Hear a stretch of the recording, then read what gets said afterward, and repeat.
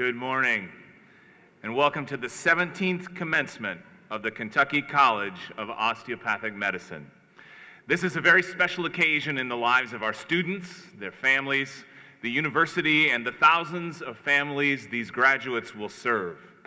At this ceremony, we will recognize another tremendous group of physician servants, but even more importantly, we will celebrate the more than 1 million people throughout Central Appalachia and beyond who are being served by the alumni of the Kentucky College of Osteopathic Medicine. This is a great day, and we are pleased and honored that you are present with us this morning. I want to start by thanking Dr. Philip Westgate for his fine prelude, our piper, Mr. Sammy Coulter, and the Pikeville Police Honor Guard for posting the colors this morning. Will you thank them for me?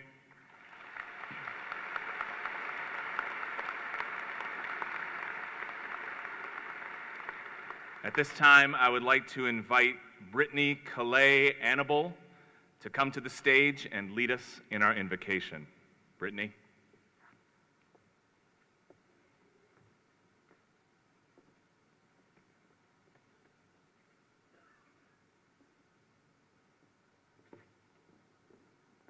Would you please stand for the invocation?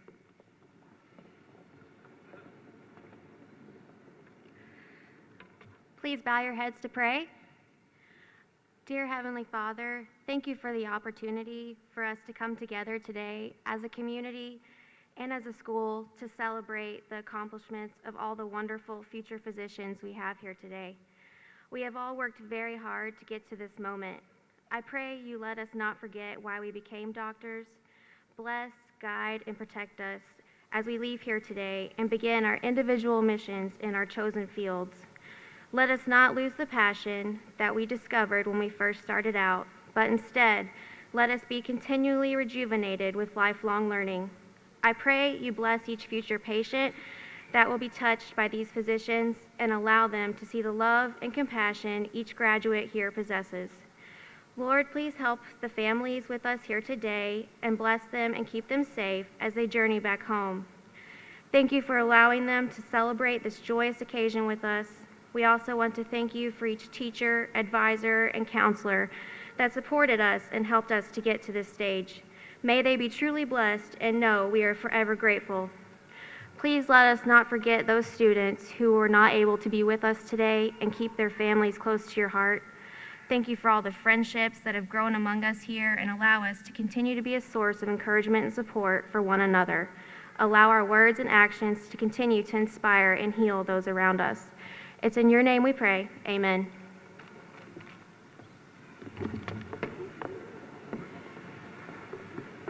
Please be seated. If you will allow me to just take a few moments to introduce you to some of the people who are with me on the stage today. Beginning with my left, Mr. Terry Dotson is the chairman of the University of Pikeville Board of Trustees. The Honorable Paul Patton is our 59th governor and the chancellor of the University of Pikeville. Dr. Boyd Boozer, vice president for health affairs and the dean of the Kentucky College of Osteopathic Medicine, and still for 2 months more, president of the American Osteopathic Association. Dr. David O. Barb, president-elect of the American Medical Association, who will today deliver our commencement address. Dr. William T. Betts, Acting Dean and Senior Associate Dean for Osteopathic Medical Education, and Dr. Deborah Smith, President of the Kentucky Osteopathic Medical Association. There are also 3 groups of critically important people with me on this stage. The first are our medical school faculty. Would you please stand?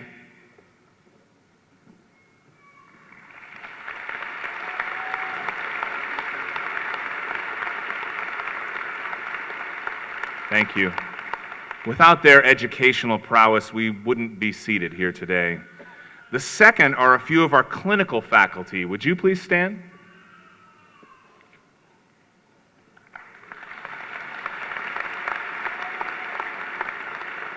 Thank you as well. Without your willingness to serve as mentors for our students, again, we wouldn't be here today. And finally, there are a number of our university trustees here as well. And without their visionary leadership and financial support, we wouldn't be seated here today. So trustees, would you please stand?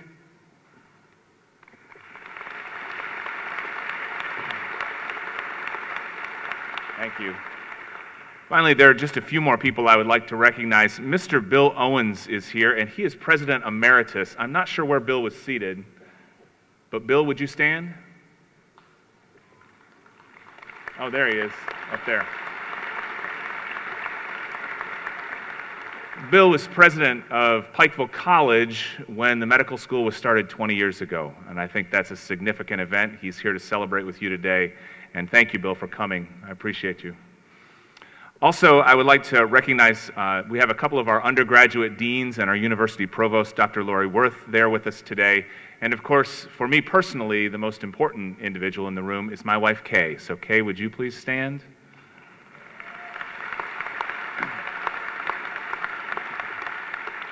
Thank you. On the inside of your program are a brief history of the university and the medical college. More than 20 years ago, a small group of visionary leaders gathered to discuss what was an audacious idea: to start a medical school in the heart of Central Appalachia.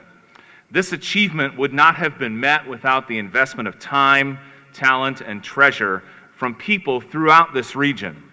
We are deeply grateful to everyone who has gone before us and laid down the path that we now walk with mingled confidence and gratitude. Our medical college continues to be a national leader in healthcare education. We rank among the nation's best in categories such as the production of primary care physicians, rural medicine, and affordability. We are producing outstanding world-class doctors. Recently, with the expansion of Medicaid and Medicare and the changes that have taken place in healthcare even in the last few months, we anticipate that there will continue to be an increased demand for primary care physicians. All of you sitting before us today have an incredible opportunity. You have the chance to change lives and impact society for the good of all humankind.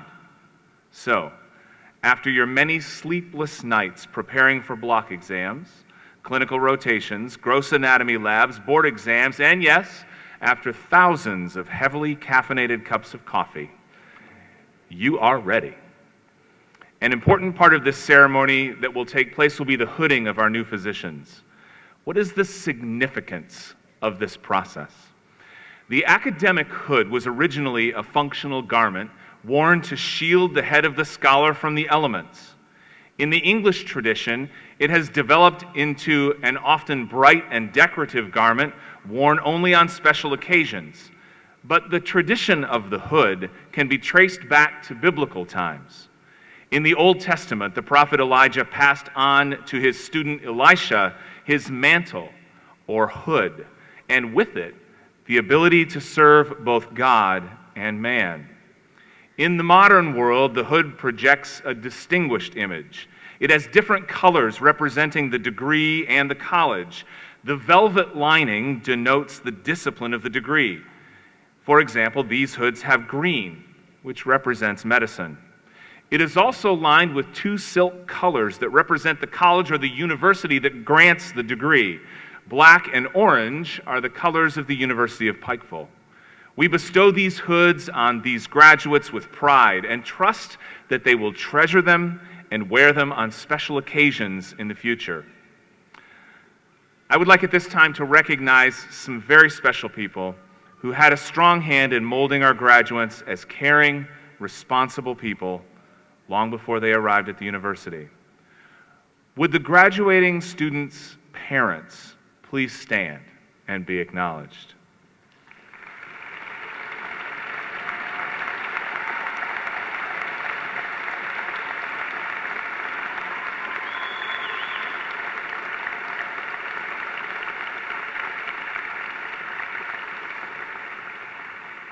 And I think there's another group that we need to recognize as well. Would the students' spouses, partners, grandparents, and children please stand?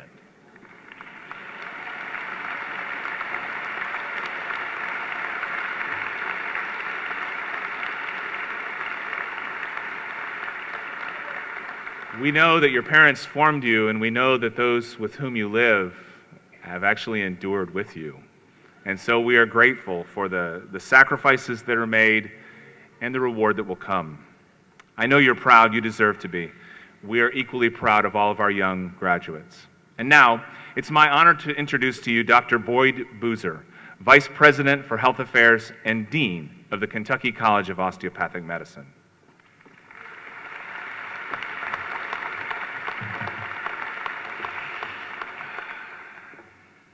Thank you, President Webb, for your thoughtful words. The university is extremely fortunate to have such talented leadership in its president and board of trustees, and to have your strong support for our College of Osteopathic Medicine. Your leadership is an inspiration to all of us. Since the first class entered what was then the Pikeville College School of Osteopathic Medicine in 1997, our medical school has graduated over 1,000 osteopathic physicians. Most have become primary care physicians, but many have also pursued other medical and surgical specialties. An impressive percentage of them have opted to practice in medically underserved areas in rural Kentucky and Appalachia, thereby helping us to fulfill our mission and to keep the promise we made when the school was founded. We've been recognized for our success. U.S. News and World Report has ranked us as a top U.S. medical school in rural medicine and in family medicine. We are the highest ranked of any college of osteopathic medicine in any specialty. And we currently rank second in the percentage of our graduates entering primary care residencies. This is a remarkable achievement for such a young medical school, and you should all be proud. Today, the college, yes, absolutely.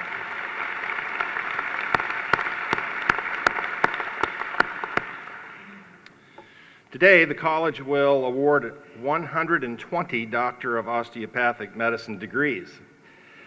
A degree in osteopathic medicine is a very special degree.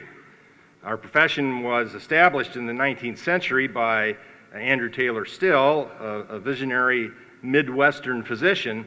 However, many of the principles of osteopathic medicine were recognized by certain enlightened individuals centuries before. Maimonides, the 12th century Jewish sage, noted, "The physician should not treat the disease, but the patient who is suffering from it."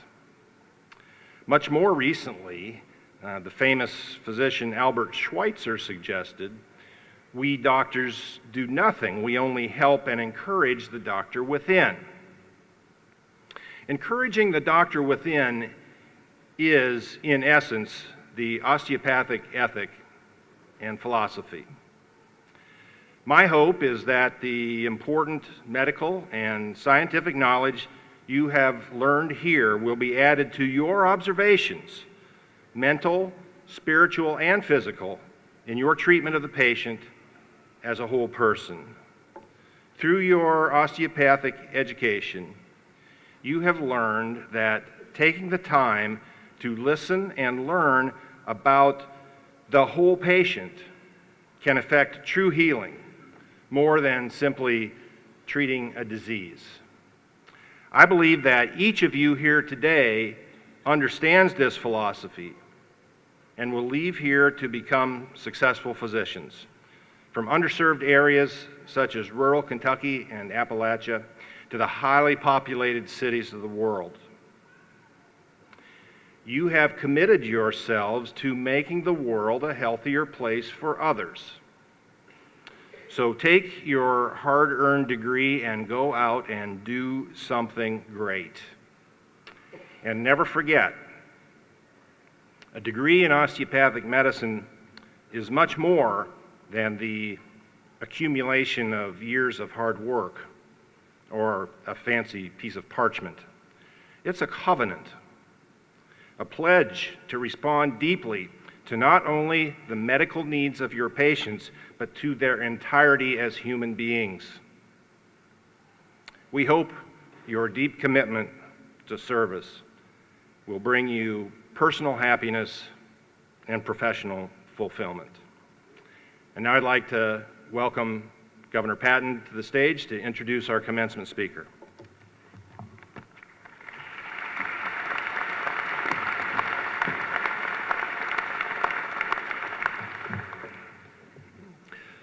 David O. Barb, MD, is a board-certified family physician and is the president-elect of the American Medical Association. After receiving his medical doctorate from the University of Missouri Columbia School of Medicine and completing his residency at the University of Kansas affiliated program Via Christi, Barbie established a solo practice in traditional family medicine, including obstetrics, endoscopy, and minor surgery in his hometown of Mountain Grove in rural southern Missouri. His wife Debbie has served as a nurse in the practice for many years. Barb has a long history of service to his patients, his community, and to organized medicine. He has served on the AMA Board of Trustees since 2009, including a term as chair from June of 2013 to June of 2014. Prior to his election to the Board of Trustees, he served as chair of the AMA Council on Medical Services from 2008 to 2009, where he participated in the development of AMA policy related to coverage of the uninsured, the healthcare system reform, Medicare reform, and health insurance market reform. Please welcome the President-elect of the American Medical Association, David O. Barb, MD. Dr. Barb.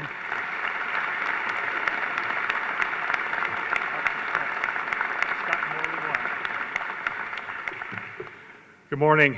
Governor Patton, thank you so much for that introduction, very kind. And Dr. Boozer, very much appreciate the invitation to address this austere group today.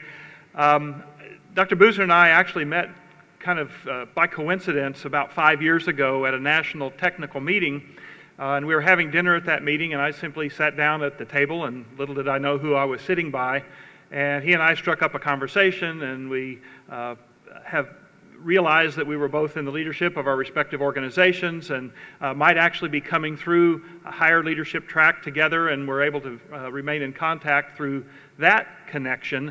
And then when Nathaniel matriculated here for medical school, I thought, wow, what a coincidence. But I don't think either Dr. Boozer or I contemplated that I would potentially be here addressing this group this morning. So it is really an honor and a pleasure, and much appreciated, Dean Boozer, that I could come. I want to extend to you my sincere congratulations on earning the Doctor of Osteopathic Medicine degree. This is truly one of the most prestigious professional degrees that can be awarded. And this achievement is a testament to your dreams, your drive, your intelligence, and your perseverance. To be seated here today, to put in late nights and early mornings, you've memorized more than you thought humanly possible, and you've overcome many challenges in your quest to learn how to treat, and more importantly, how to care for our patients, the art and the science of medicine. CICOM and your faculty seated behind me today have prepared you well for what lies ahead. In fact, I agree with the comments that Dean Boozer made. You would be hard-pressed to find a professional education anywhere that rivals that of this in Pikeville. And the recognition by U.S. News and World Reports, I think, is a testament to that fact. I really am thrilled to be here to celebrate this with you because, as you know by now, my son Nathaniel is one of your classmates. And so I have a rather personal interest in this particular gathering today. So graduates, doctors, I can say with every ounce of pride in me, and speaking from firsthand knowledge, that your family and your friends and your spouses are very, very proud of you today. And like me, the rest of you in this audience very likely have one specific graduate that you're similarly very proud of. Someone you have helped to walk this journey, that you've supported and encouraged and laughed with, and probably at times cried with. To all of you here today in the audience, this is your day to celebrate too. Graduates, I hope that many of you feel as I do that medicine is a calling. And for those of you who do, this does not simply mark the end of your formal coursework. It marks the beginning of your life's work. I did not feel the specific calling to be a physician until I was in college. When I finished high school, like many of you, I did feel that need to help people, but I thought that my method of helping people was to be a teacher, very specifically a math teacher. I had helped my fellow high school students in high school understand some of the math and science curriculum, and so I thought I had what I now call the teaching gene. So I was going to go to college, I was going to be a math teacher, and I was going to help people. Well, shortly into my series of studies at the University of Missouri, I began to feel what I would call a higher calling, a calling to the career in medicine. And so I switched my major from math to microbiology and set my sights on becoming a physician, much like you did several years ago. For me, the choice of family medicine was a natural transition in response to that calling. For whatever, especially other than that, could one teach their patients across such a broad range of conditions and specialties and help them learn about their own health. It also fulfilled my desire to return to an underserved area. My area of rural southern Missouri was then underserved, and in fact it still remains that way. My wife Debbie is actually from that same small town, and we saw returning there as a mission that allowed us to serve an underserved community and to make a difference in the lives of the patients we served and in our community. Some of you may see a little bit of yourselves in my story, but your own journeys are your unique journeys. I really appreciated the comments that Brittany made in her invocation, because I urge you also to take a moment today and to think about why you chose to practice medicine. The pride and the sense of accomplishment that you feel today, the excitement you feel as you prepare to enter residency, and I want you to look forward to that transition ultimately into practice. And I encourage you to savor these feelings that you're experiencing today. Remember them. I say this because your journey at many times is going to be immensely satisfying. This is a wonderful profession that you're entering. But at other times it is going to be equally frustrating, and it will continue to be demanding, and at times it might even be discouraging. The demands of residency and after that practice, the difficult patient, insurance and regulatory hassles, and even there will be the loss of a patient in spite of your best efforts. These and other experiences will continue to stress you, and they may even at times threaten to disillusion you. However, despite these challenges, I have never, not one day in my 34 years of practice, ever regretted my choice of medicine as a career. Every day, I marvel at what a gift it is to do this work. I feel intense gratitude to have had the opportunities that I have had to help patients, to help their families, to help my profession. In the years to come, if or when medicine starts to lose its luster for you, think back about how you feel today. Think back about why you went into medicine in the first place, why you chose to be a physician. Now, the purpose of a commencement speech is for the speaker to dispense a little advice or words to live by, or maybe even a charge before you take this next step into your career in medicine. And I really did think long and hard about this. Should I talk to you about the dignity of each patient, about our professional responsibility to always put our patients' needs first? Or should I talk to you about the ethics of medicine and the need for physicians to conduct themselves with integrity and the highest moral standards? But then it occurred to me, like me, you chose medicine because you wanted to make a difference. You wanted to make a difference in the lives of your patients. You wanted to make a difference in your community. and perhaps even in your profession.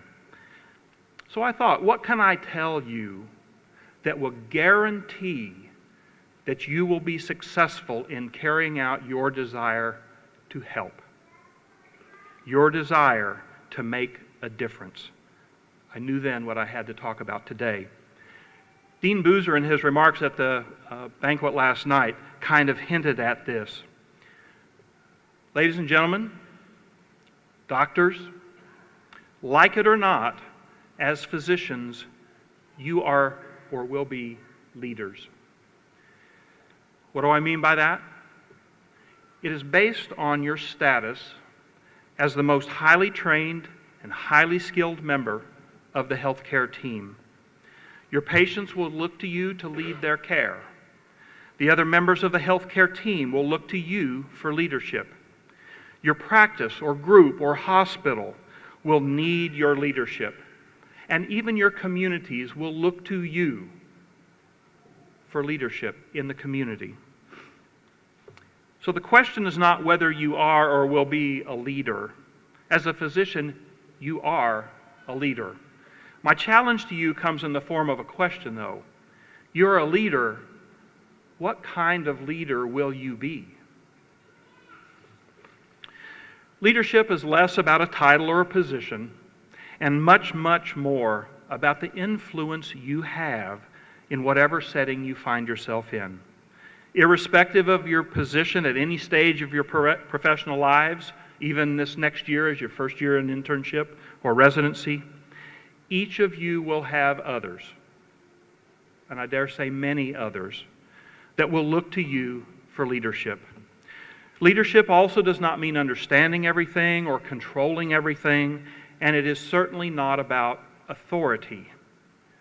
Today, leadership is more about leading by example, by being willing to work cooperatively with others, developing solutions by consensus, improving care by drawing on the unique skills of the other members of the healthcare team, demonstrating integrity and respect in our interactions with others.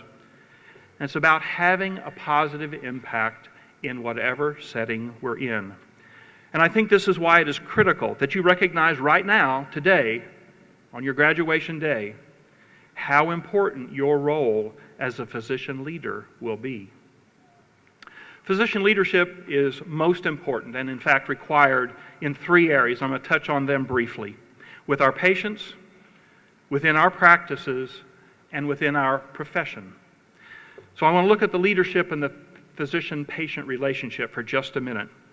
I believe it begins with communication and a deep, enduring respect for each of our patients.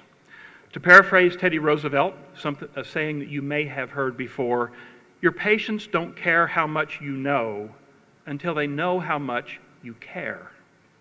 And I have found that to be true in my practice. You can make a diagnosis, you can come up with a terrific treatment plan, only to find 6 months later that your patient has not done what you prescribed. A review of the doctor-patient relationship published in the Oxford Journal about 7 years ago found that good communication between patients and physicians is crucial to the therapeutic relationship. Patients who feel that they have good communication with their physicians are more likely to share information with us that will lead to the best diagnosis, and that they're more likely to follow the treatment plans that we prescribe for them. Your patients want you to listen. They want you to tell them, they want you to listen so that they can tell you their story, and they want you to lead them to and through the treatment that is right for them. In a few moments, you'll take the osteopathic oath. You'll promise to preserve the health and life of your patients, to retain their confidence and respect, to perform faithfully your professional duties. Ours is a profession centered on our patients. They are looking to us for leadership. What kind of leader will you be for your patients? The second area where physician leadership is critical is within our practice settings. The practice of medicine, of course, is increasingly team-based, but others will continue to look to the physician, to you, to provide leadership. That's true whether you're a first-year resident or whether you're in a small private practice or a larger group, whether you're in the emergency department of a hospital or up on the hospital floors. The physician sets the tone. Is the group going to strive for high quality and performance or settle for mediocrity? Are you going to have an upbeat, positive, can-do attitude or one of cynicism and defeat? Will you be patient-centered or self-centered? The tone set by the physician creates the culture for your group. Our healthcare institutions of every size are screaming for good physician leadership. Why? Physicians have a unique understanding of every moving part in our medical equation, and we make it our job to put the patients first in this very complex healthcare system. To lead in a practice, you need to embrace the mission and vision and values of the group or the organization you're in, or you must help set those values. You must be the leaders. So your residency group or your practice or your hospital staff will need your leadership. What kind of leader will you be for them? And the third and last area that physician leadership is required is within our profession. Our profession is at risk of being overwhelmed by external forces, including technology that doesn't work properly, oppressive regulations, and perpetual second-guessing from third parties. Last fall, an AMA Dartmouth study found that on average, we're spending 2 hours on clerical activities for every 1 hour we spend in direct clinical decision-making with our patients. That is crazy. These stressors are damaging the physician's spirit, and they lead to stress and burnout, all the way from the medical student level through residency and into practice. It affects us all. So if we do not engage with legislators, hospital administrators, payers, health information technology vendors in an effective, organized way, and importantly, in partnership with other physicians, we will be overrun by these external forces. That's why our professional societies, like the AOA and the AMA and specialty societies, are working on your behalf to develop solutions and advocate for a better practice environment for physicians and our patients. However, those organizations are only as effective as the engagement and the leadership of their members. They need your membership, they need your engagement, they need your leadership. There's also a huge benefit to being part of organized medicine. It is to be part of our professional community. Because the changes that I have described and the way that healthcare is being delivered now cause us to not interact as much with one another professionally. So we have to find new ways to be a cohesive profession. Membership in organized medicine gives us the opportunity to support one another and at the same time to support our profession. As physicians, we are our brothers and our sisters' keeper. We lift one another up during times of difficulty. We encourage one another to be the best that we can be. We need the support of one another in this profession now more than ever before. So our profession will look to you for leadership. My challenge to you is, what kind of leader will you be for our profession? And so you may be thinking, wait a minute. I just worked really hard to develop all these clinical skills that I need to be a great physician, and now you're telling me I have to be a leader too? Yep, you got it. That's right. However, this charge is not quite as complicated as you think it might be. I'm going to break it down. I'm going to make it really simple for you. You do not have to be brilliant or commanding. You do not have to be powerful. I already told you this wasn't about authority. This takes only your willingness and your commitment to be a positive influence and to do your very best in every situation. How do you become a leader? 2 simple steps. Step 1 is to show up. Woody Allen, the famous actor and director, famously said, 80% of success is showing up. You have to show up. And there are a lot of ways to do that. You can show up by attending your residency group meetings. You can attend your practice meetings later. You can attend hospital medical staff meetings. Another way to meet other physicians and become involved, I've already referenced, organized medicine. There you will learn the issues that face our profession, and you'll learn how to be an effective advocate to change the way we practice to help other physicians and to help our patients. The second step is just that. It is to step up. So when you attend those meetings, when you show up, be willing to volunteer. Be willing to accept a position when offered to you. And if you accept those assignments and you perform well and credibly in a positive way, you will be given greater and greater opportunities to lead, greater and greater responsibilities to have an impact and to make a difference. So in my introduction, I told you that I would describe a way that would guarantee that you would make a difference, which is what all of us entered the healthcare professions to do, to make a difference in the lives of our patients. Being a positive, constructive presence that others can count on at whatever level, at whatever setting you're in, or in other words, being a leader is the way I can guarantee that you will make a difference for your patients, for your practice, for our great profession of medicine. So let me leave you with one final thought. Many of you are familiar with the famous coach John Wooden. He's attributed with saying the most powerful leadership tool you have is your own example. So people will naturally look to you, naturally look to physicians to lead. So use your own style, the style that is unique to you as your journey to this moment today has been. Use that to be the positive influence. Use that to be the leader that your education and your experience have prepared you to be. As I said in the beginning, I am so very proud to welcome you into this wonderful, satisfying, challenging, and inspiring profession of medicine. So as you go from the auditorium after the ceremonies today, I again encourage you to heed the words of the osteopathic oath, to be mindful of your great responsibility, to be ever vigilant, and endeavor to work in accord with your colleagues in a spirit of progressive cooperation. That sounds to me like exactly the kind of leader medicine needs today. You are a leader. What kind of leader will you be? Thank you.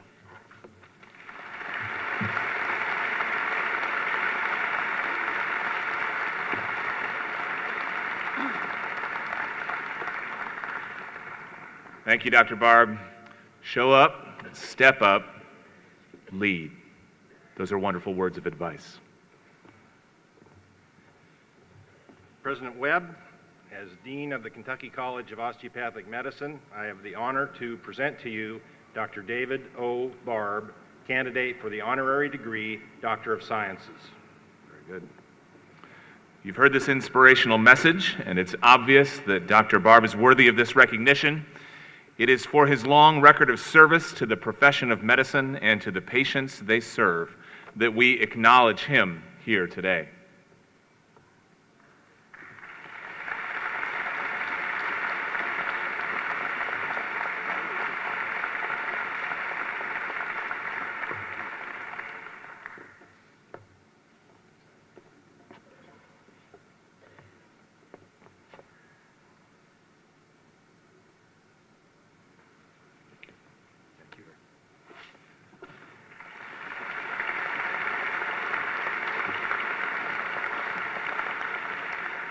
So therefore, Dr. Barb, by the authority vested in me by the Board of Trustees of the University of Pikeville, I hereby confer upon you the honorary degree Doctor of Science.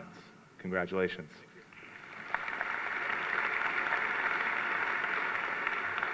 One more thing, and this is somewhat important. The University of Pikeville is now honored to have you as an alumnus. So you will be getting your envelope in the mail, yes.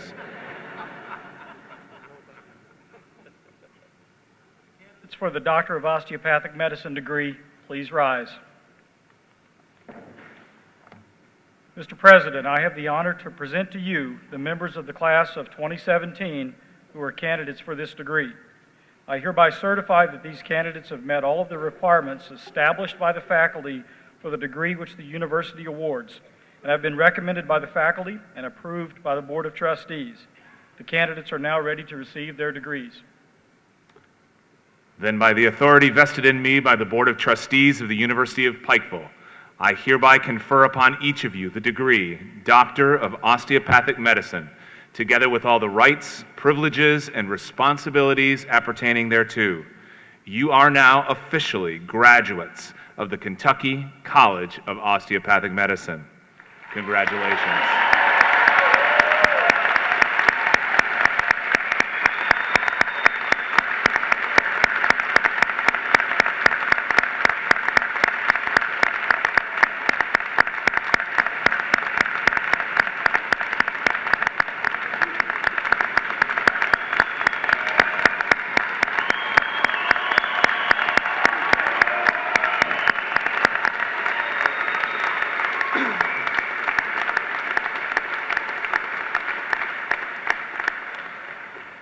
Will the graduates please be seated, and the audience as well.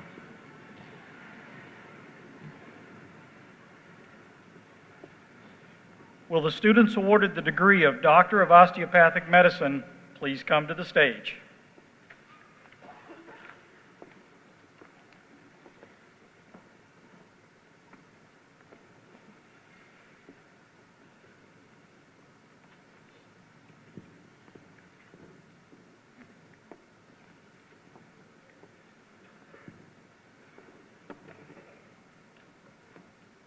Lindsay Adams, hooded by Laura Griffin, D.O.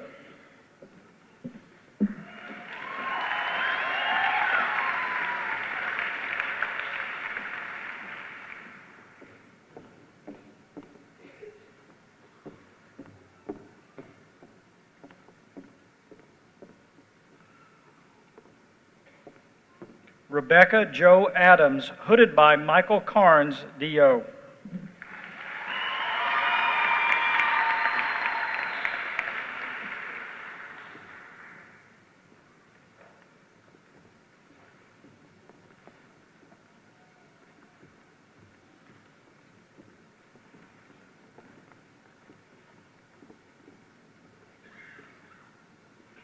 Mohammed Alfath, hooded by Daniel Ashley, Ph.D.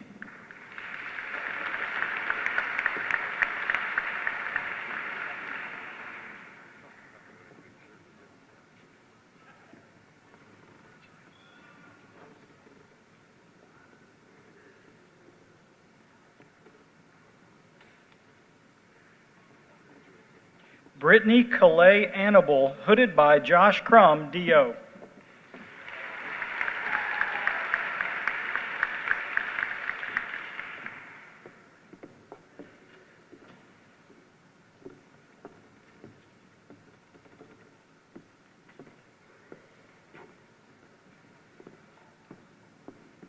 Jason Richard Ballingy, hooded by Daniel Ashley, Ph.D.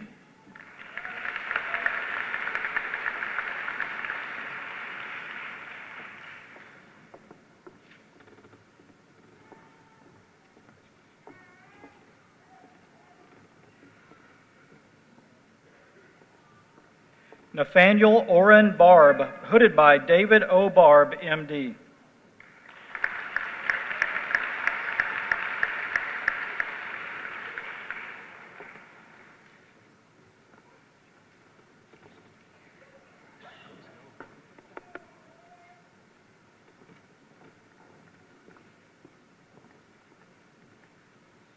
Heather Nicole Barhorst, hooded by Daniel Ashley, Ph.D.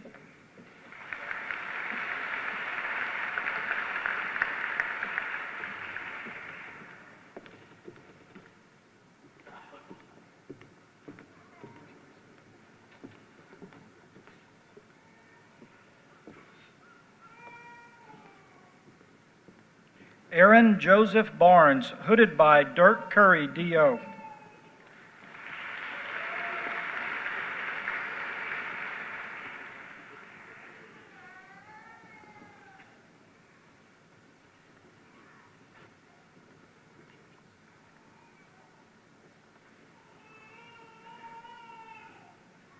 Amar Mahesh Bhagat, hooded by Mahesh Bhagat, MD.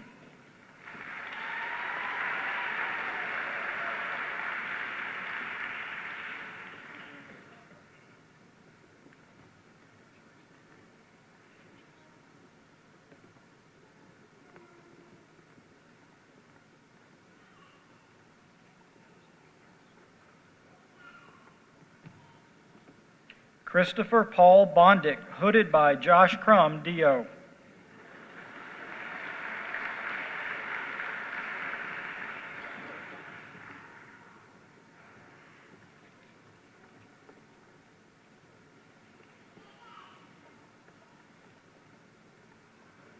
Leslie Shandell Brent, hooded by Renee Scales, PhD.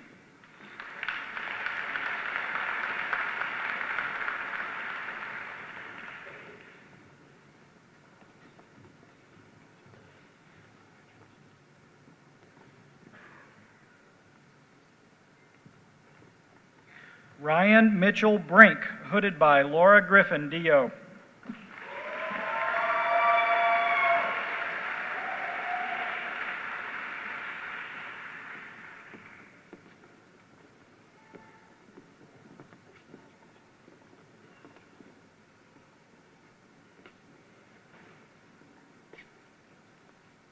Emily Ruth Brumell, hooded by Laura Griffin, DO.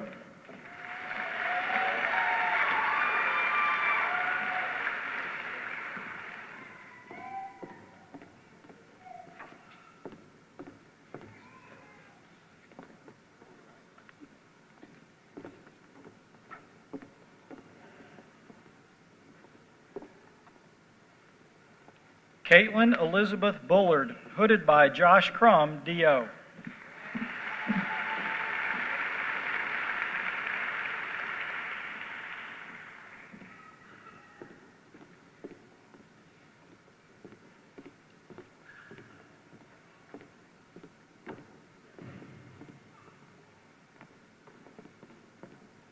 Robert Ben Burgett, hooded by Charla Burgett, Farm D.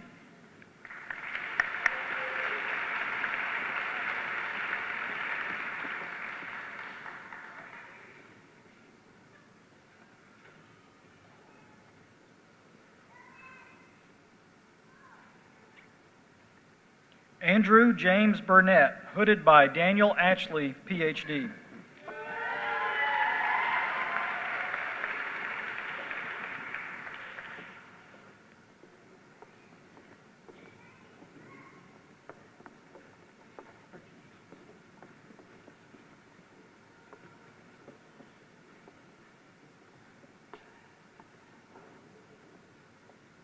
Anna Marie Catherine Kalo, hooded by Mary Andrea Kalo, JD.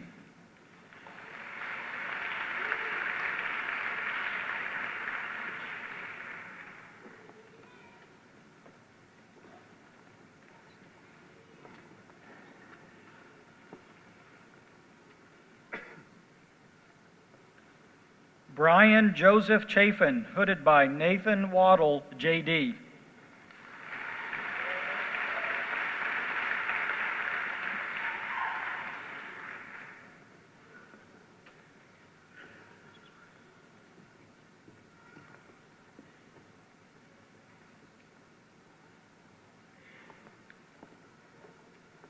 Lacey Jane Clark, hooded by Angela Maggard, MD.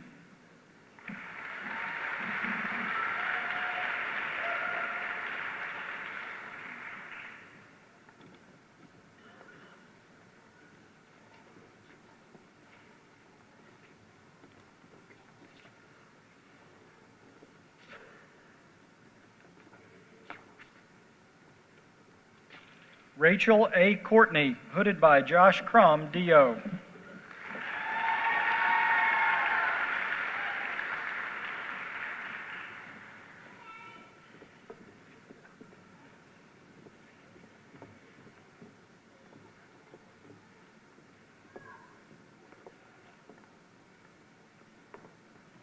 Alexandria Elaine Couts, hooded by Michael Metz, DMD.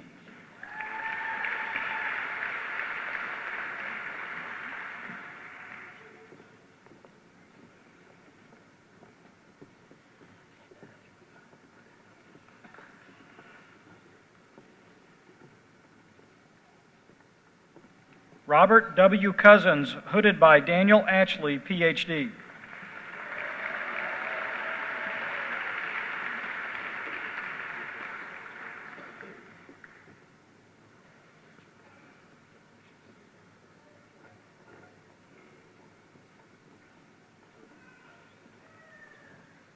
Scott A. Craver, hooded by Josh Crum, D.O.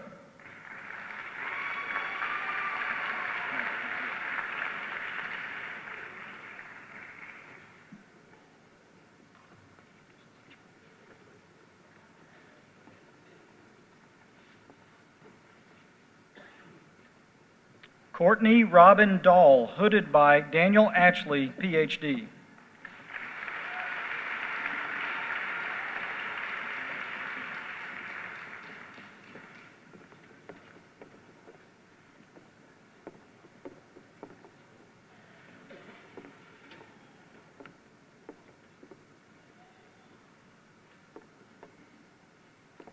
Joel Christian Daly, hooded by James Daly, J.D.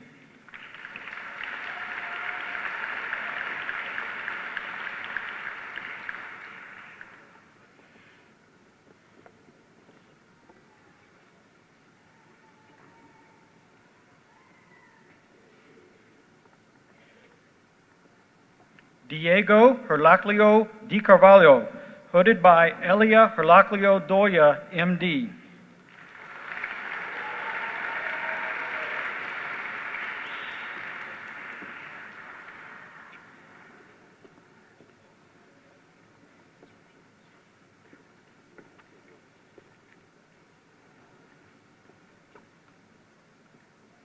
Jackson Brian Demler, hooded by Jim Demler, M.D.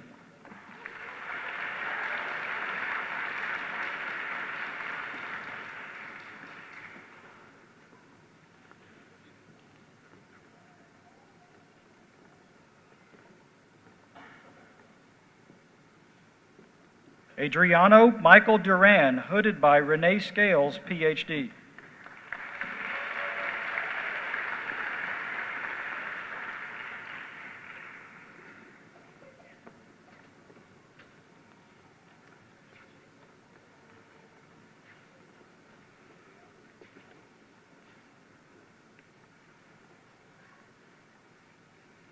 Danny H. Farhat, hooded by Josh Crum, D.O.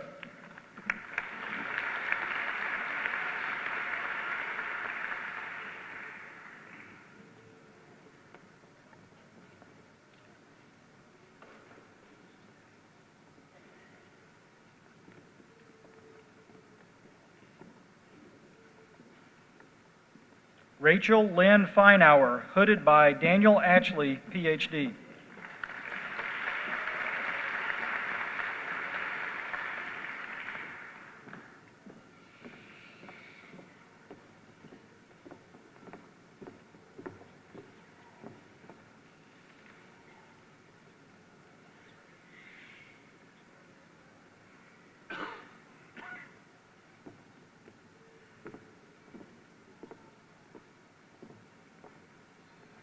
Curtis Stephen Furtado, hooded by Josh Crum, D.O.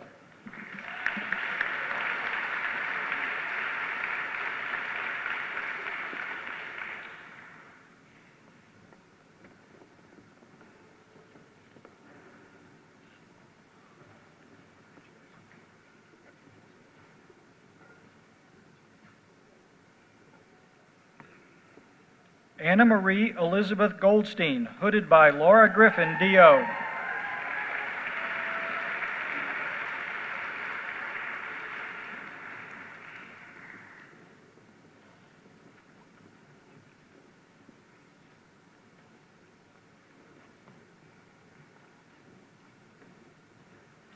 Jasmine Tremel Gray, hooded by Renee Scales, Ph.D.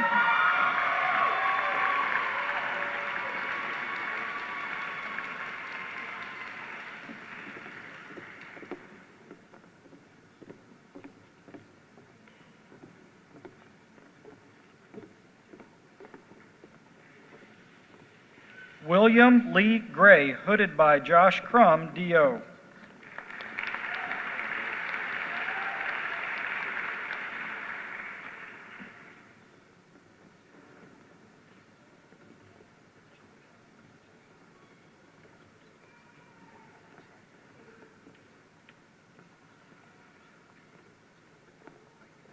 Lubna N. Hatem, hooded by Daniel Ashley, Ph.D.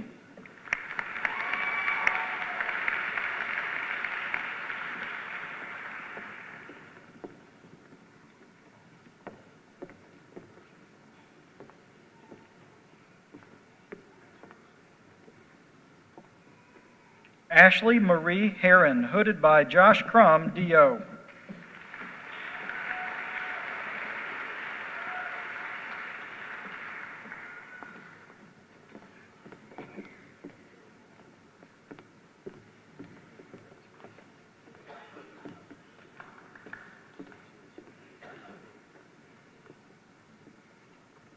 Nicholas D. Higginbotham, hooded by Daniel Ashley, Ph.D.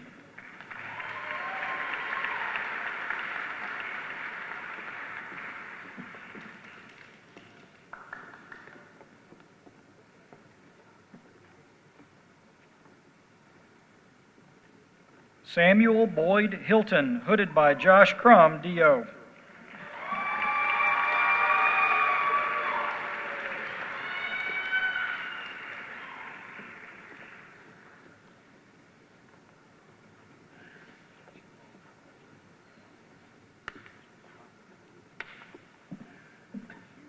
Melissa Sue Holland, hooded by Seema Sachdeva, M.D.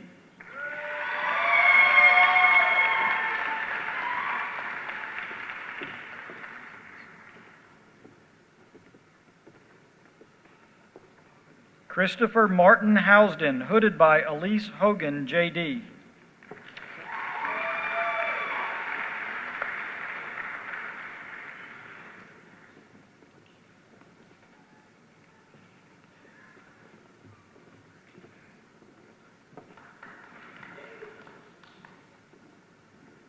Travis R. Huffman, hooded by Daniel Ashley, Ph.D.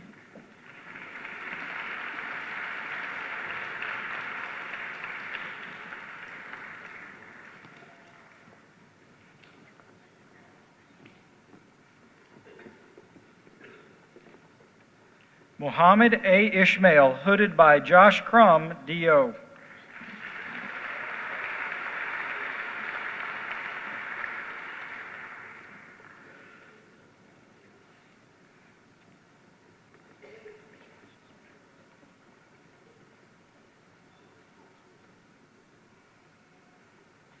Austin Scott Jameson, hooded by Daniel Ashley, Ph.D.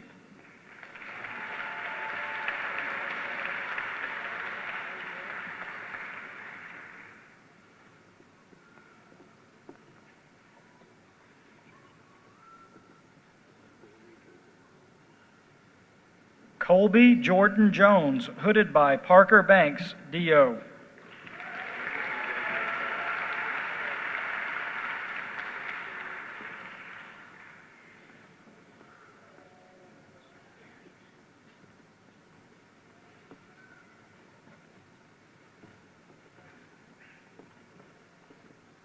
Harika Rao Kantamnini, hooded by Sriletha Chalasani, M.D.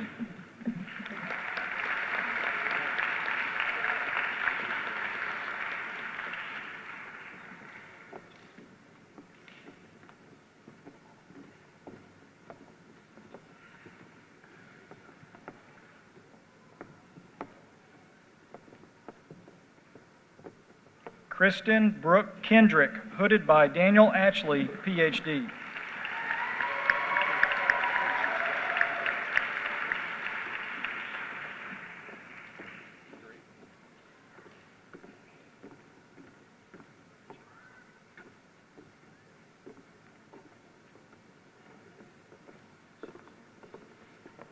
David Christopher Kerbel, hooded by Kurt Kerbel, M.D.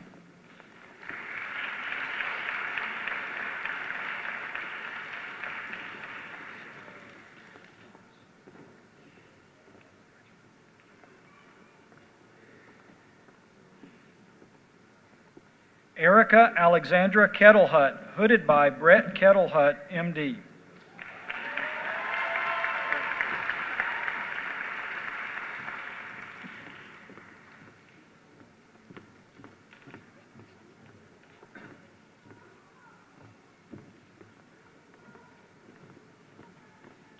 Lindsay Meredith King, hooded by Julia H. Smith, DHED.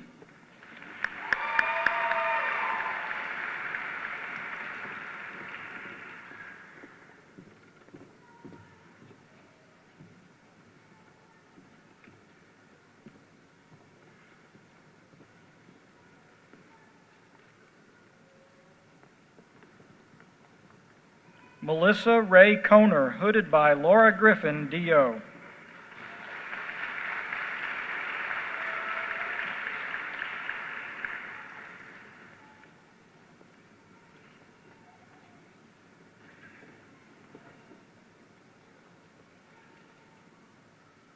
Kyle D. Kopatich, hooded by Thomas Kopatich, PhD.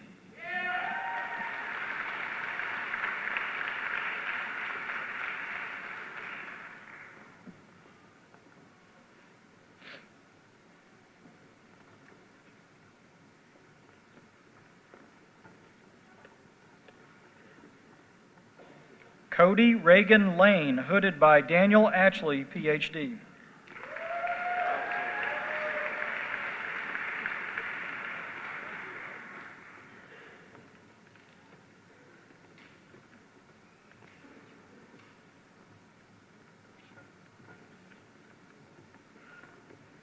Paige Nicole Lewis, hooded by Charlie Kraft Arnold, DO.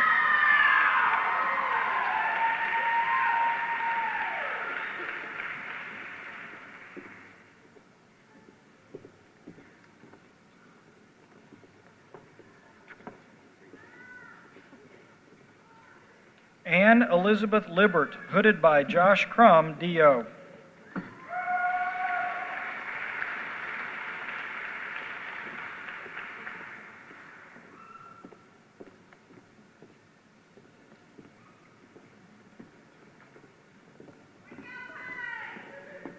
James Eugene Livesey, III, hooded by Daniel Ashley, PhD.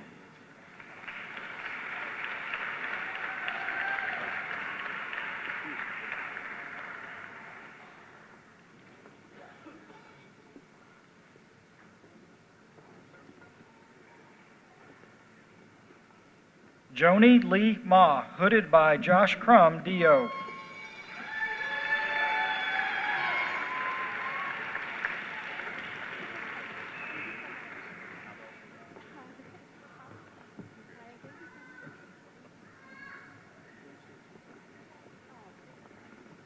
Daniel Joseph McCarty, hooded by Josh Crum, DO.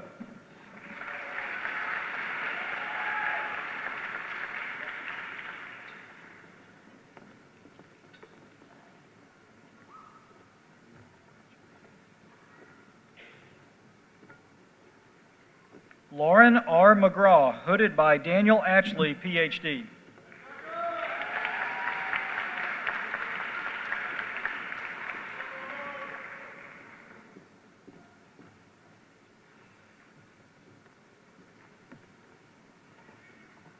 Tyler Scott McMurray, hooded by Ron McMurray, MD.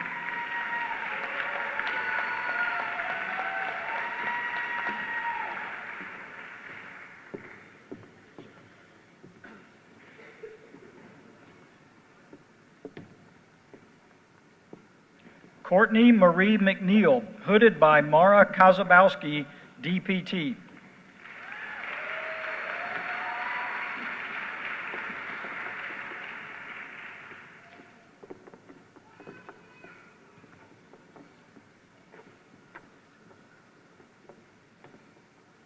Kyle A. McWilliams, hooded by Josh Crum, DO.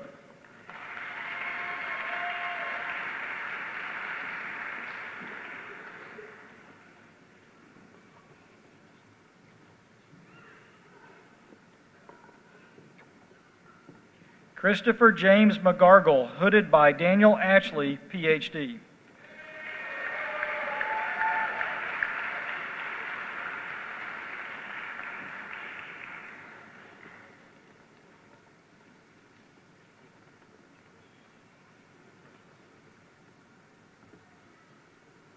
Stephen D. Malesko, hooded by Thad Jackson, MD.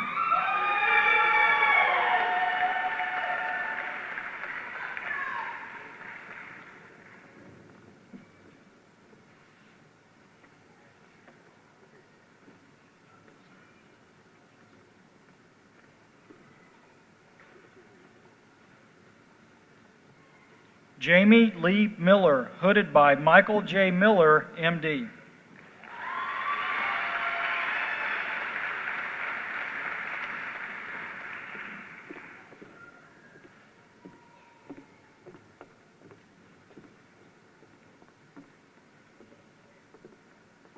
Matthew Scott Moeller, hooded by Josh Crum, DO.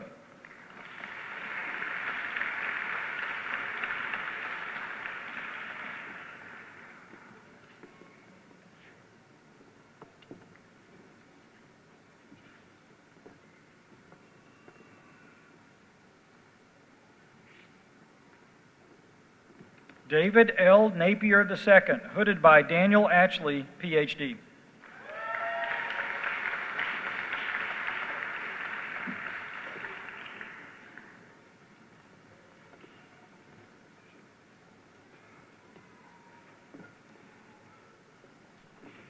Jared Randall Neely, hooded by Daniel Atchley, PhD.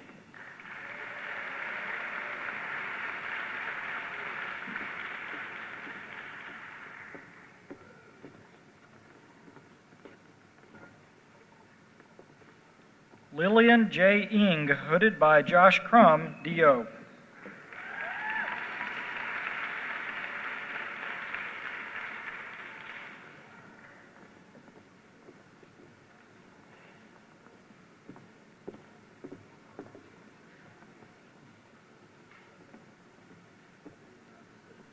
David H. Wynn, hooded by Daniel Atchley, PhD.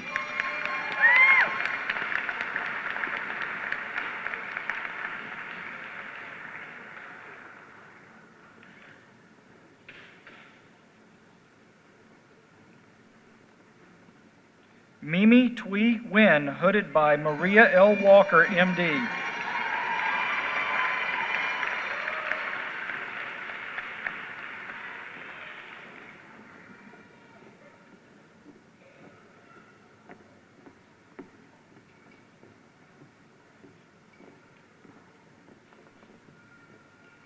Elvis Ugo Injeri, hooded by Josh Crum, DO.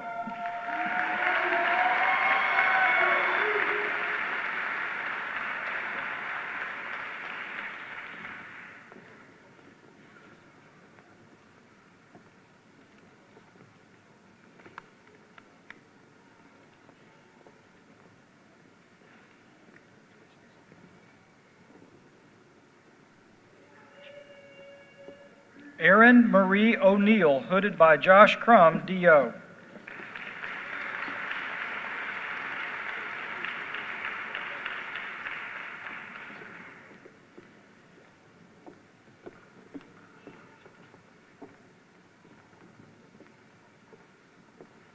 Wesley Reed Pace, hooded by Roy Clay, MD.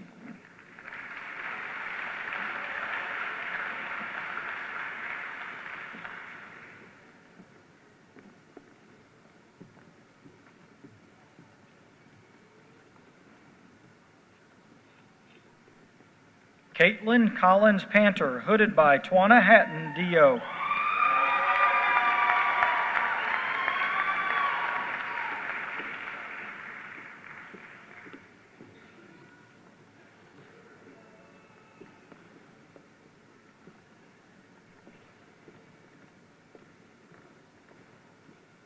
Julia Dawn Parsons, hooded by Terry Hall, DO.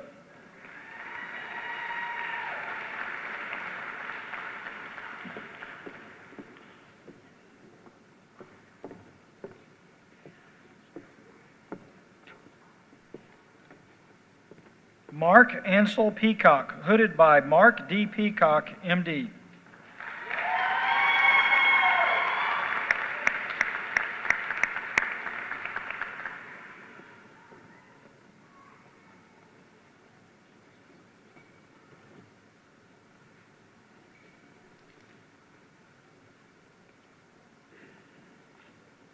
Matthew James Petruso, hooded by Daniel Atchley, PhD.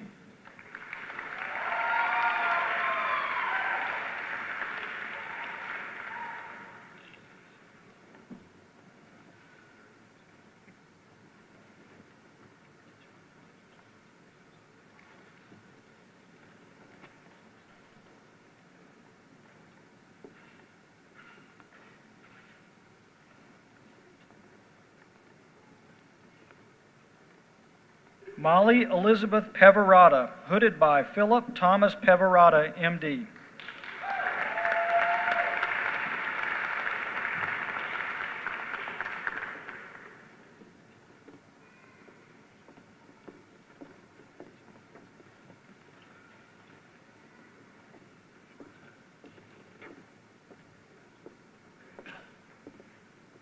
Kristen Nicole Podboy, hooded by Tracy Soltez, PhD.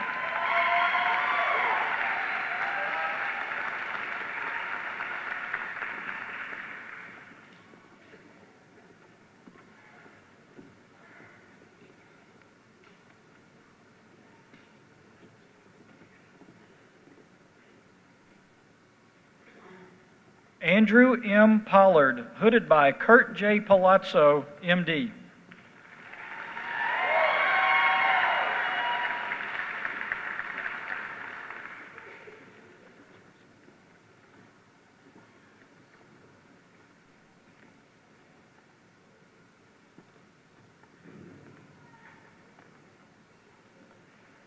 Shara Jade Price, hooded by Josh Crum, DO.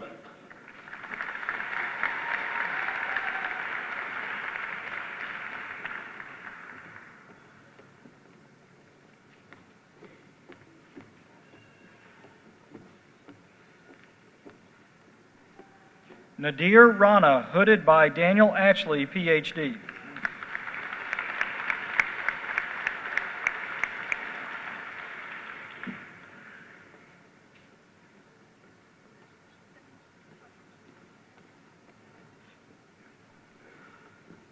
Mujtaba Mohammed Rashid, hooded by Yamin Rashid, DO.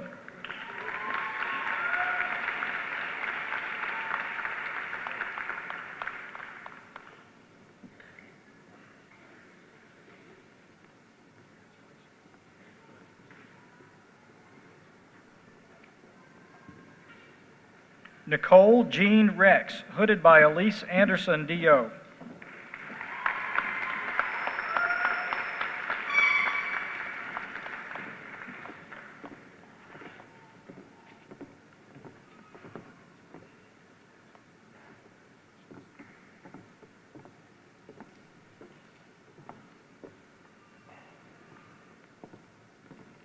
Brian T. Robertson, hooded by Josh Crum, DO.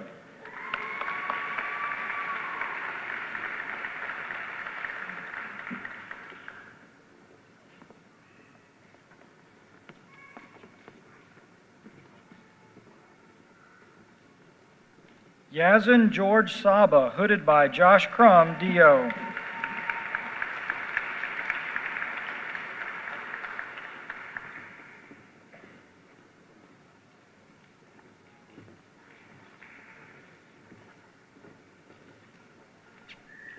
Sajid A. Sammy, hooded by Samina Sammy, Farm D.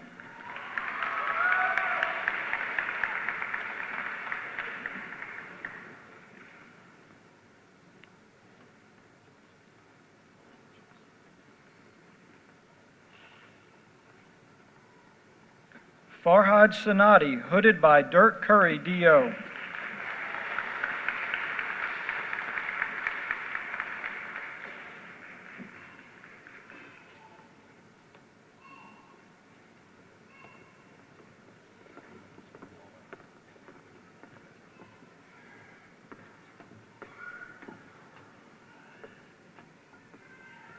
Aaron M. Sklar, hooded by Daniel Ashley, PhD.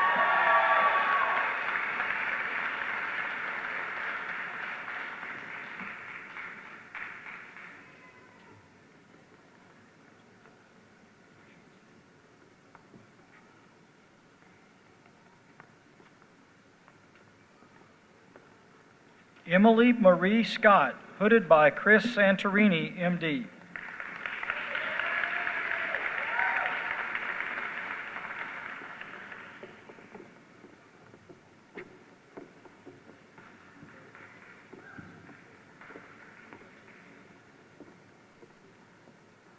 Catherine May Sealhammer, hooded by Josh Crum, DO.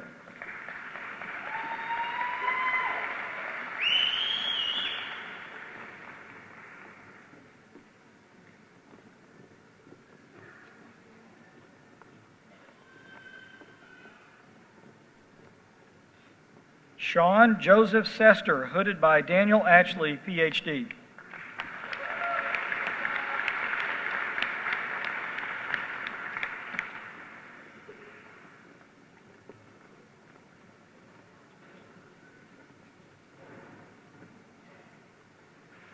Philip Lloyd Silva, hooded by Rogelio Silva, M.D.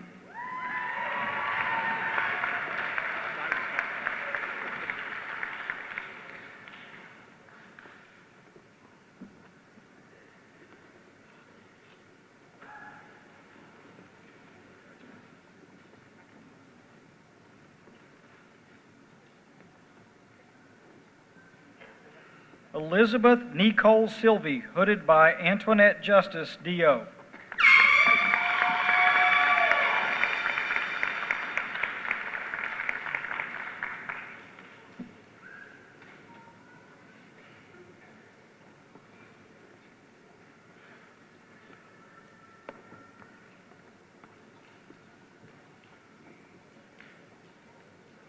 Kajaf Mahmood Siraj, hooded by Habiba Sirajuddin, M.D.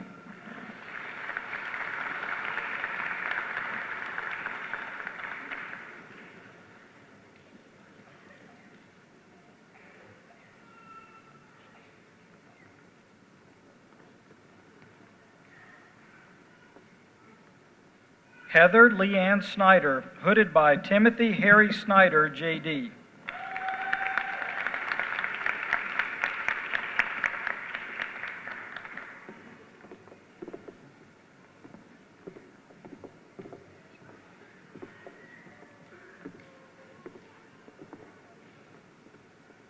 Devin Nicole Spicer Buckler, hooded by Antoinette Justice, D.O.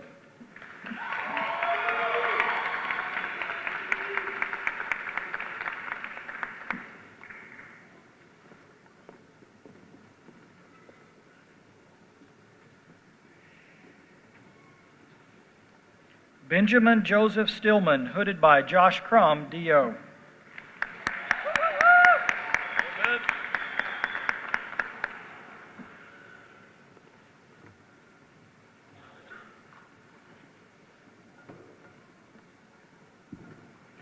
Frederick Adolphus Stein VI, hooded by Fred A. Stein V, J.D.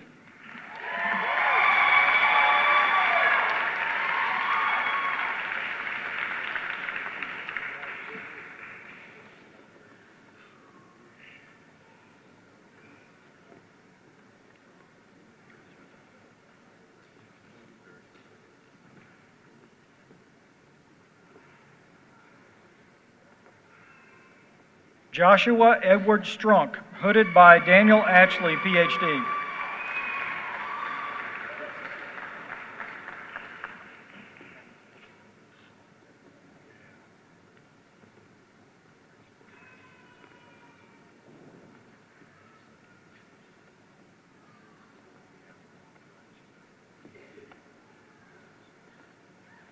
Amanda N. Sullivan, hooded by Tracy Soltes, Ph.D.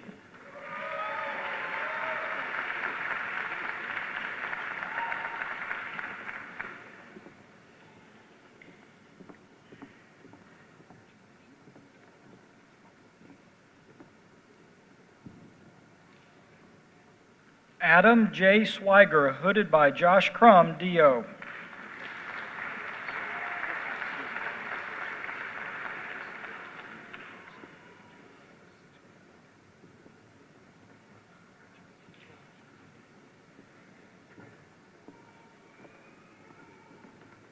Wade Randolph Taylor, hooded by Dirk Curry, D.O.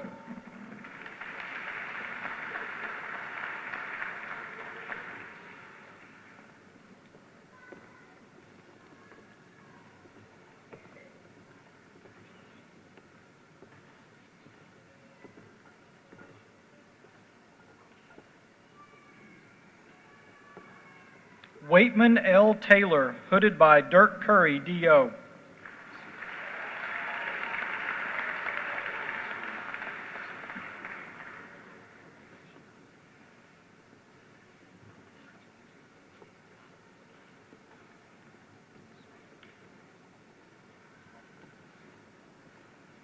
Thomas A. Thacker, hooded by Daniel Ashley, Ph.D.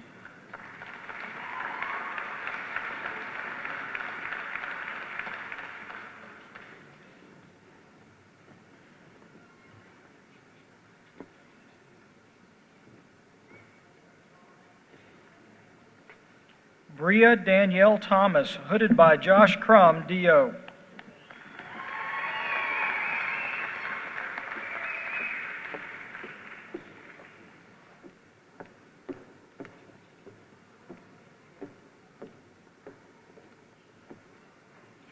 Timothy Truman, hooded by Daniel Ashley, Ph.D.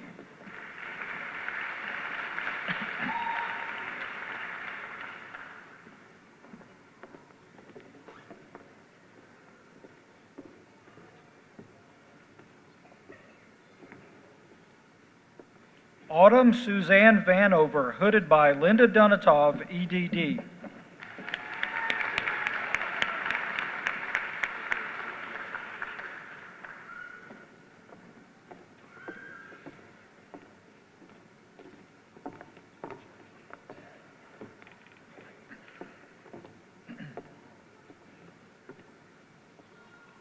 Deepa R. Valetti, hooded by Josh Crum, D.O.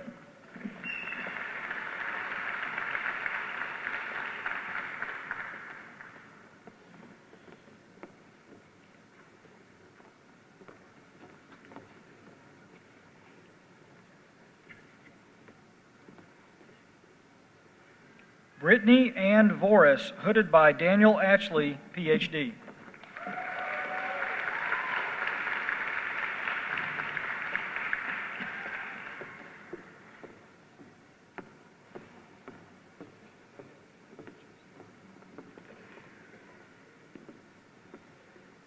Sean Patrick Walker, hooded by Maria L. Walker, M.D.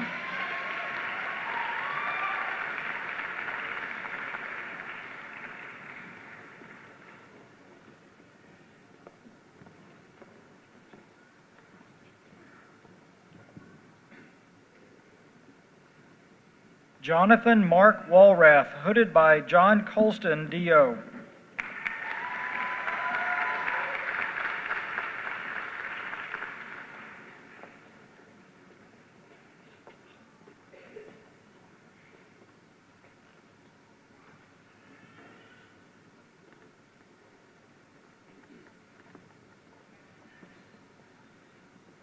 Cassandra M. Wass, hooded by Nathan Wass, D.O.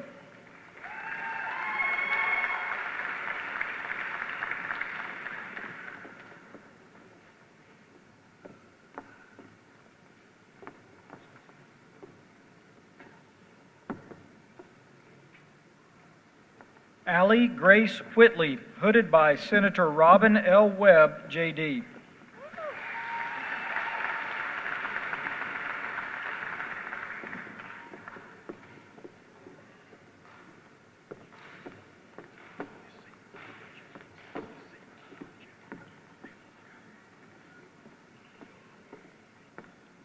Rachel Nicole Williman, hooded by Rakesh Sachdeva, M.D.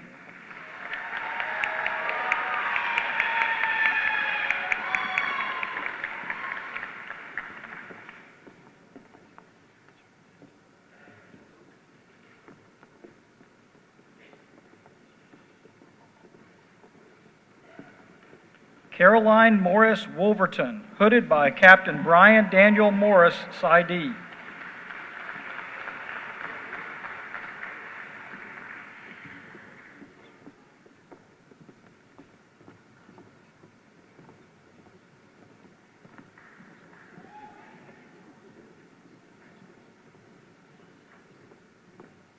Brett Anthony Yoder, hooded by Corey Yoder, D.O.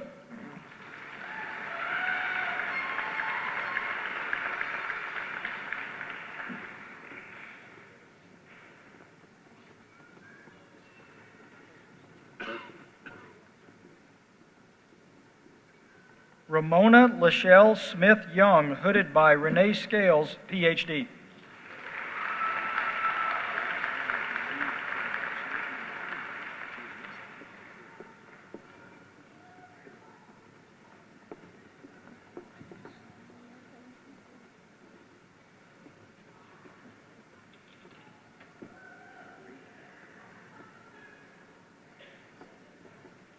Myrna H. Zachary, hooded by Wasefi Zachary, MD.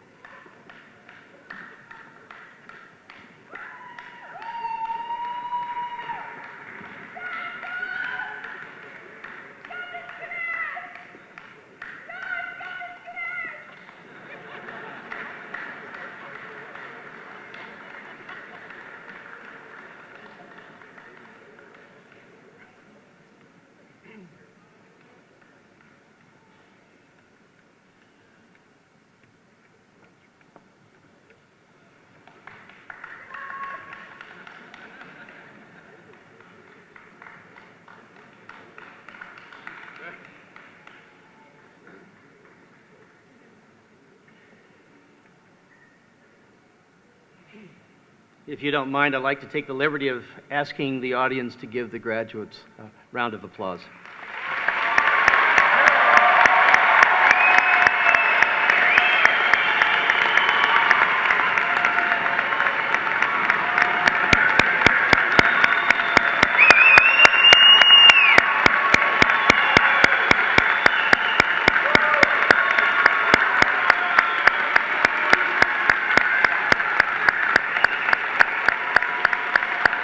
Save it, parents. You're going to get another chance later on. With the class of 2017, please stand for the administration of the osteopathic oath. You may follow me in the program. Those in the audience, it's in the program.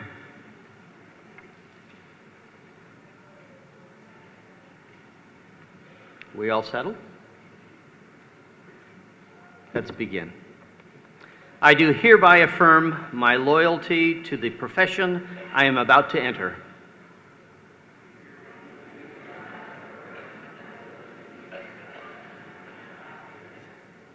Not bad for one side versus the other, but we'll do this one more time. It's my last graduation, so I have privilege. They can't fire me yet. Can they? Okay, let's do it one more time. You ready? Together. I do hereby affirm my loyalty to the profession I am about to enter.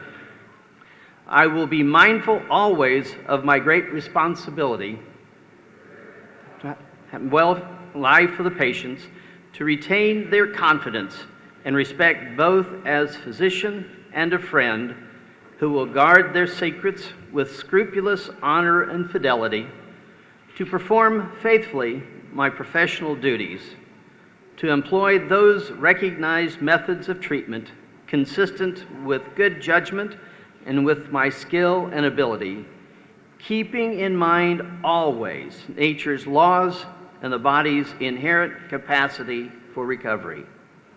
I will be ever vigilant in aiding in the general welfare of the community, sustaining its laws and institution, not engaging in those practices which will in any way bring shame or discredit upon myself or my profession.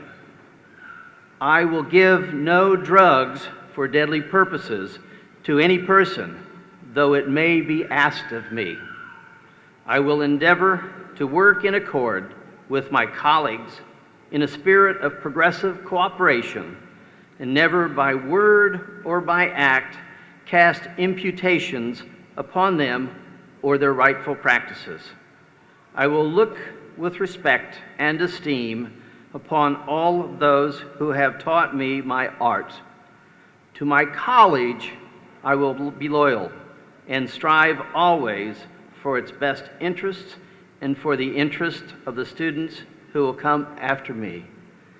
I will be ever alert to further the application of basic biologic truths to the healing arts, and to develop the principles of osteopathy, which were first enunciated by Andrew Taylor Still. Thank you. Congratulations. You may be seated.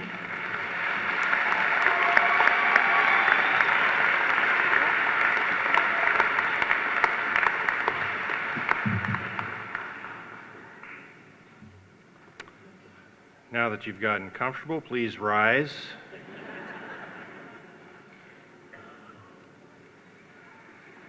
Before I officially present you, you all know that none of you got here by yourselves. Nothing important is ever done alone. So now it's time for you to find your family and friends, and you give them a round of applause that they so richly deserve for supporting you.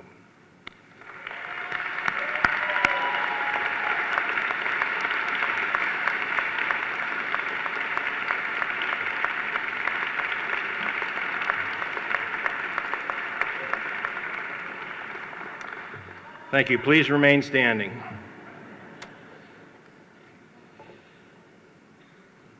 To the class of 2017, you have distinguished yourselves as a class of leaders. You have been charged by your colleague, Dr. Barb, to continue along that pathway. You have performed admirably during your years here and have enhanced the reputation of our fine College of Osteopathic Medicine. You have now joined a proud profession, one that values the relationship between physician and patient, that seeks health in our patients, and that recognizes that a person's state of health depends on the body, mind, and spirit. As you begin your careers as doctors of osteopathic medicine, I challenge you to continue as leaders in your profession and in your community. Doctors of osteopathic medicine are the most completely trained physicians in the world.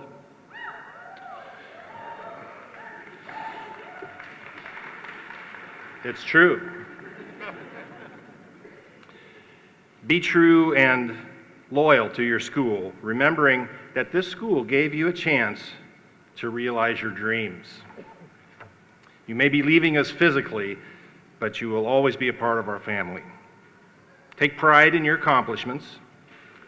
You will go forward now as osteopathic physicians. And as Dr. A.T. Still said, no finer title can follow a person's name. And now, it gives me great pleasure to present the newest physicians in the United States, the members of the Kentucky College of Osteopathic Medicine, class of 2017.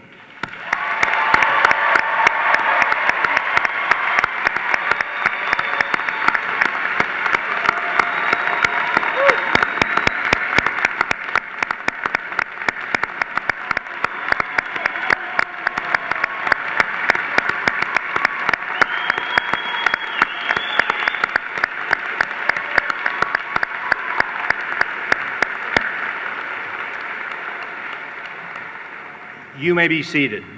At this time, I'd like to call Dr. Travis Huffman to the stage to give remarks on behalf of your class.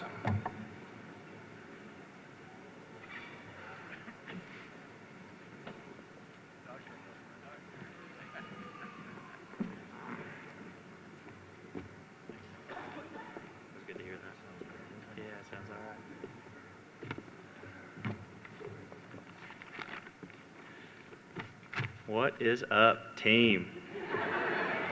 Congratulations. This is a great day. Today is truly a joyous occasion, one that deserves all of the praise and celebration that has been and hopefully will be bestowed upon it.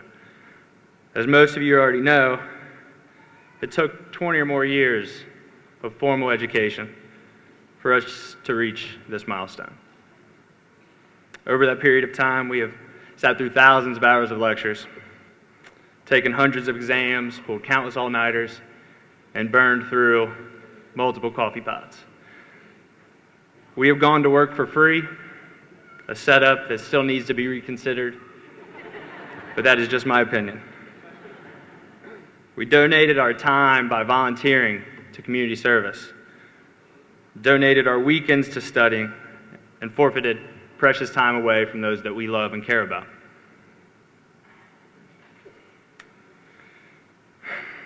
And the question at the end of it all, as we sit here today, finally achieving this dream, finally having doctor accompany our names, is why? Why do all of this? For one job, for one career? The answer to that question can't be answered by me. It lies deep in the hearts of each of us. The answer dwells in our souls. It's truly unique to who we are. The reason why you endured the rigors of this academic pilgrimage is just as much of who you are as anything ever will be. It is in that reason that you were able to overcome a daunting curriculum. And it is in that answer of why that we find our perseverance and our vindication. Because we have a reason to sacrifice, we can digest, albeit bitterly, a pretty sizable debt, a future of 80-hour work weeks. Because we have that reason, we blindly devote our lives for the betterment of our fellow man, and we do so with great passion and great spirit. Everything that you have accomplished before this date was all in anticipation. It was all a prerequisite. Because today, when you walk out of this room, you will be the person you were always meant to be, a doctor, a medical physician. I would like to leave you with a passing thought, one reminded to me by one of our colleagues, Dr. Stephen Malesko. And he reminded me of the patch that we wore on our arms that has our school slogan that states, "Medicine in the mountains." But maybe the mountains were our medicine. Class of 2017, be great doctors, go forth and conquer. Congratulations. Thank you.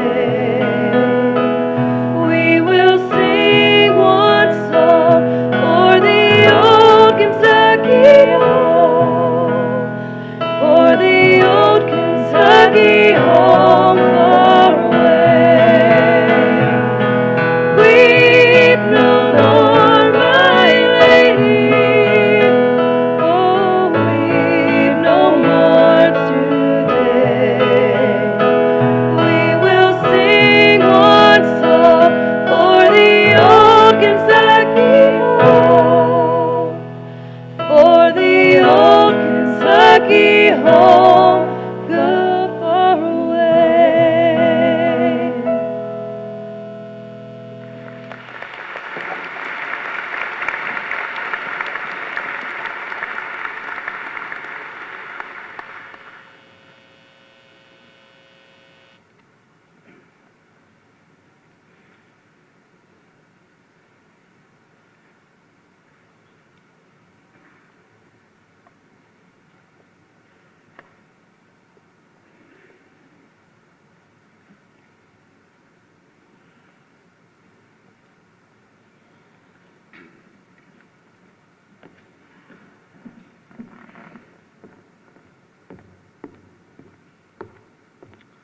Please bow your heads with me and pray.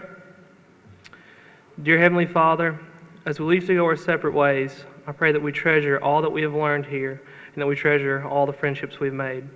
We thank you, Father, for our teachers, our friends and family, our staff, and our time here at ChiCom. I pray that as we travel into residency and wherever life may take us, that you would continue to guide and strengthen us. In your Son's name we pray. Amen.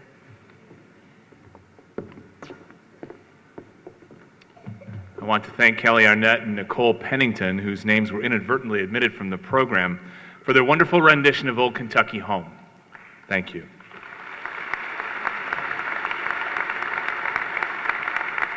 The commencement ceremony for the University of Pikeville, Kentucky College of Osteopathic Medicine is now concluded. I would ask that everyone in the audience please stand and wait for the processional to march out of the arena before you leave your seats, and then join us for a reception that will be held in the lobby immediately afterward. May God bless each of you as you go, and may God continue to bless the University of Pikeville. Thank you.